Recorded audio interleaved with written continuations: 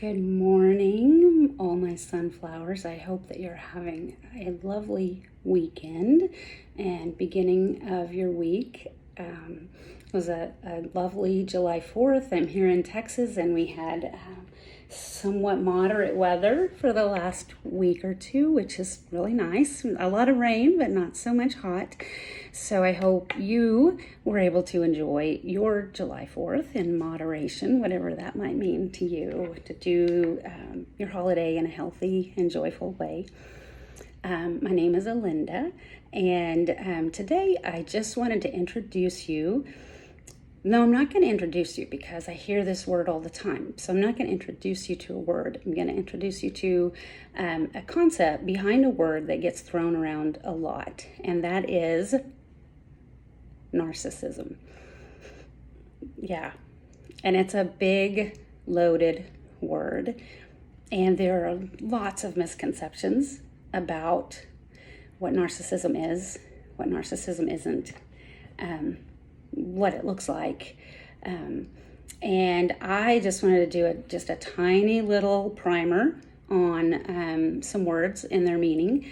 And certainly I will come back and do more of these videos. It is one of my specialty niches in trauma recovery coaching. The primary issue that I look at with my clients who are struggling in relationship with people with narcissistic traits, the primary goal is usually helping them cope with the emotional trauma of that relationship, which we will have plenty of time to talk more about.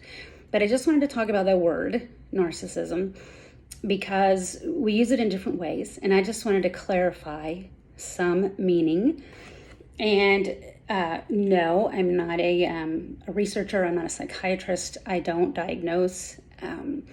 I don't give medication or anything like that. My job is to help people learn how to be in their lives and find healthy ways to cope with the past trauma so that they can be fully present for today and have some healing and access to joy and other emotions that it's hard to have access to when you're just feeling heavy with the burdens of unresolved trauma. So very quickly, I don't want this to be super long. Narcissism is really a concept and a set of behaviors and quality that a person can have. And to say that someone is narcissistic means that it's someone who is displaying those qualities. Now, there may be a few qualities or maybe a lot of qualities, and that's where the confusion comes in because, you hear all the time, he or she is so narcissistic. And what exactly does that mean? Well, it means whatever the speaker thinks it means because there's just so much misconception. But really, officially, to say someone is narcissistic is almost like a given because we all are narcissistic in some areas. We all have behaviors that are narcissistic type behaviors. Now, that doesn't mean that someone is necessarily a narcissist, although we could say someone's a narcissist because they have a lot of these behaviors. But to be officially what people think of as a narcissist, usually what they're really referring to is someone who actually has a very serious psychiatric disorder called Narcissistic Personality Disorder. And we do know, in general, speaking broadly, personality disorders are some of the most difficult mental health conditions to treat. They are very resistant to change, very hard to treat.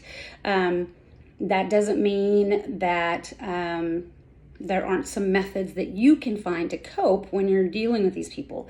But these are some really serious issues. But for someone to have narcissistic personality disorder, they have to actually be diagnosed by someone, not someone like me. I'm a trauma recovery coach. I help you with coping skills and processing past emotions and wounds.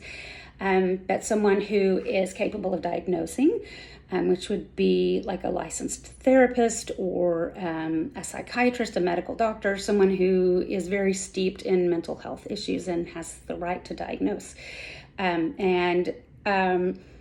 it's also very hard to diagnose because most people who truly have narcissistic personality disorder aren't going to go and seek help because that's part of the nature of the beast.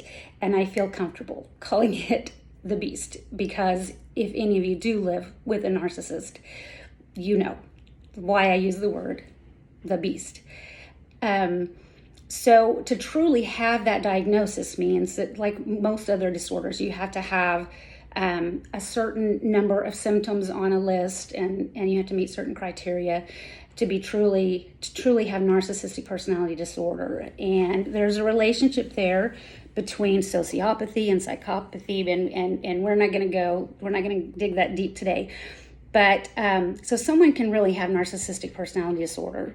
And again, they don't get diagnosed often, but you can educate yourself enough to know that they might have this. But the truth is, if they have a lot of these behaviors that are narcissistic in nature, more than their share, because we all have some, but if they have more than their share, and it really determines the trajectory of their lives and their decisions, if they operate in that place of those narcissistic ways to cope and ways to function, then there's a good chance they truly do have NPD.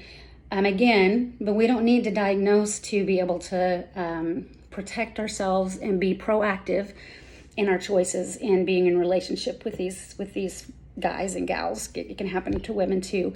So I just wanted to put that out there today. So we can say, oh, she's so narcissistic. And maybe she is. Maybe she thinks mostly of herself. Maybe she struggles with having empathy for others. Maybe she doesn't always, maybe she always cuts in line in front of people, or she doesn't say thank you or I'm sorry very easily. Those are narcissistic traits. Someone can be sort of socially awkward or just distant or aloof or even just rude. And because of some of these narcissistic qualities, but that's very different from having the full-blown disorder or something similar to that. Because with those folks, their behaviors are more deliberate, they're more severe, they're more consistent, and they are abusive. They are cruel, they are calculated, they are planned. There's an agenda for the true narcissist, and there's a lot of abuse that goes on. And I would say, first and foremost, is emotional abuse and just tearing their partners down, or their spouses, their children, their coworkers. I mean, we find it in the workplace, we find it all over. And so that's really the distinction between saying someone's a narcissist and someone has a narcissistic personality disorder. Because in certain areas of my life and certain beliefs that I have, I can behave narcissistically, and I have. And probably all of you have. Does that mean that you really are a narcissist? Well, no, not really, not officially. And so there is a line where that becomes a serious disorder. And so that's the caution that I want to give you, is that just recognize that we're throwing that word around, and it's a big, heavy word. It's not a word we play with. It reminds me a lot of when we were really learning a lot about bipolar disorder and how everybody suddenly was bipolar. Anyone who had mood swings was bipolar, which is obviously a gross exaggeration, and it sort of dilutes the potency of this diagnosis. And I'm not going to go into my whole spiel about diagnoses today, but recognize that regardless of where you fall on that continuum of liking diagnoses or not, diagnoses do help us understand people and their needs and their behaviors and how to have healing around those behaviors. So we do need the words to attach.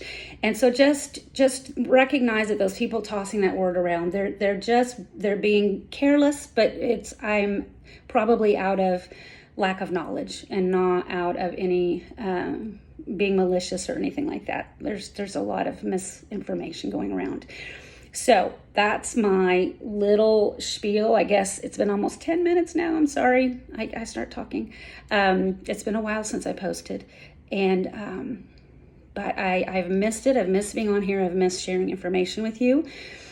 And I don't want to close without saying that I am getting ready to roll out a collection of 6-week modules in which I will be teaching, doing a really deep dive about narcissism, what it looks like, what we think causes it, how to cope with someone who's functioning in those ways, just helping understand.